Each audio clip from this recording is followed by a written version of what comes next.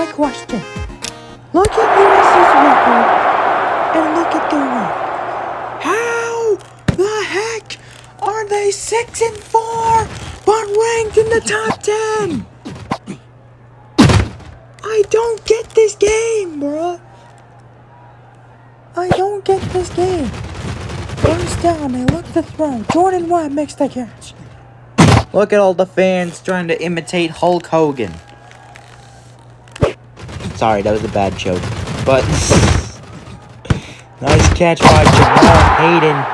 And that's going to be a first down for the Boilermakers. And Purdue, arguably the luckiest team in football right now. After coming off that win against Indiana last episode in double overtime. You have to think they have to be the luckiest team in football right now, as Jordan Webb makes a nice catch at the 8-yard line. I'm not going to say he did get it, though, but Taywon Gafford definitely did. It's a first down for the Boilermakers. They hand it off. It's Knape, and he's going to be brought down at the round the 2, maybe even the 1-yard line. Thought about the wide receiver screen. Taywon Gafford shows his ability as a runner. Touchdown, Purdue. And the Boilermakers shows that they have an elite dual threat quarterback. He has made a few mistakes this season, but not really a lot of mistakes. As USC, they're barely going to make any mistakes as they get the touchdown and tying this game up. Jordan Webb now on the return. Now they look to throw. Jordan Webb makes the catch. Jordan Webb brought down at the 42-yard line. And it is a 1st and 10 for the Boilermakers. There's a snap. They look to throw. No one's open. Taywon Gafford shows off his legs. And he's going to be brought down. Or he's going to slide down, at the 49-yard line. And now they look to throw. Nice catch made by Jordan Webb. And another Purdue first down. And that's something that the Trojans haven't really been able to defend, is the first downs. Consider the fact that the Trojans are 3-4 in conference play. Yes, you heard me right. The USC is 3-4 in conference play, but yet they're 6-4 because they won 3 non-conference games and they're somehow still in the top 10. That's what I don't get.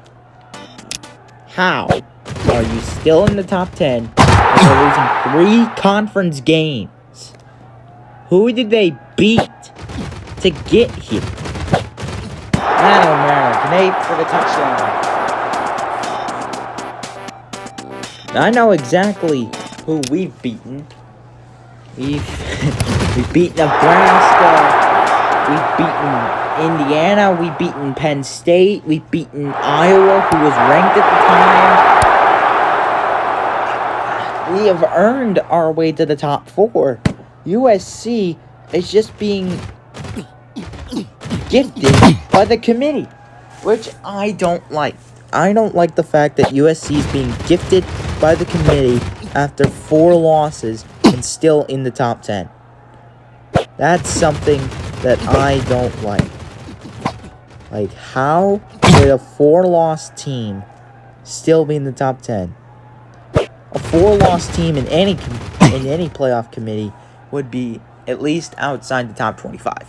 They would be outside the top 25. And that's a great job by USC tricking me into thinking that I was going to throw that corner, which I was almost going to. As Knape gets the first down, and that was, the 4-loss team should not be ranked this high. That's my proposition. 4-loss team in any sport, unless it's basketball, should not be ranked this high. As the receiver with no name gets to the 13-yard line, it is now 1st and 10 in the red zone, and Purdue. I could have cut that outside, but I don't know why. But Taywon Gafford, nobody's open, and he's just wasting time. Look at Taywon Gafford intentionally wasting time He's a smart man. He's a smart man who knows how to play smart football. 3rd and goal. Time winding down. I get there. Touchdown, Purdue. A great start for the Boilermakers. Touchdown. But USC, though, they're not going to go out without a fight. Touchdown. And USC, just because they've been gifted by the committee, and I don't understand why still. I mean, 4-loss team out of the top 25 in my playbook. 3 losses, I say you're in. 3 losses, I say you're in at this point in the season. But only if it's like a big school. Like a big school hasn't really done much. Yeah, you can be like number 24th in the country. But okay. You had to pick that off while I was doing my yap session, Mr. Linebacker. And now USC has a stupid mistake. And that's my stupid mistake. Remember when I talked about Taewon Gafford rarely making any mistakes? That was the mistake that he just made. Throwing a ball to a linebacker instead of his running back. And that's okay. Jordan Webb gets the first down and a bit more down at the 45-yard line. Now they look to throw. And that is caught. And that's going to be out of bounds. And now he's going to be brought down at the 32-yard line. 1st down and 10. Another wide receiver screen. That's the bread and butter. And it's another 1st down. In the red zone. It's the Boilermakers. And in for the touchdown. They might look at this one. He just makes a good cut. Gets the hurdle. Ooh, I don't know. Can we go back and look at that? So he gets the double hurdle. And I guess he's tackled, over the goal line. Which did result in the touchdown. So the extra point is up and good. And USC, again, just scoring at will.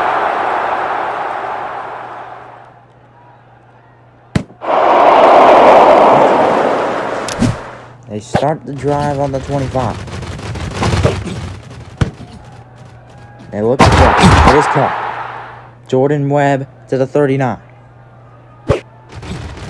Taewon Gafford shows off his ability as a runner, but he's also trying to intentionally waste time. You saw him stopping before he took off. That's him intentionally wasting clock just so USC cannot have another possession. Again, he's a smart man who knows how to play his football. Taewon Gafford slides for that 1st down. Now they look to throw. Whoops. He's probably thinking Jamal Hayden, which probably could have been intercepted. Or he's either thinking Jordan Webb. It could have also been intercepted. Oh, I could have probably thrown that to Jamal Hayden. Nobody's even trying to tackle Taewon Gafford. Nobody's trying to even tackle Gafford, and he's brought down at the 40-yard line. And they look to throw. It is caught. And that's going to be Jamal Hayden for a 1st down at the 26-yard line. And now it's Gafford. Look at him intentionally waste time. That is how you play football right here. That is how you play football this late in the game. Jamal Hayden gets into the red zone. And that's going to be another 1st down for Purdue. Look at him intentionally wasting clock again. That is something that this man has done over the last few seconds. Now, they dive. Clock still ticking. They go wide receiver. Touchdown! Touchdown, Purdue! Oh my goodness! Something good. No, we do not want an onside kick. USC scores. And they get the extra point.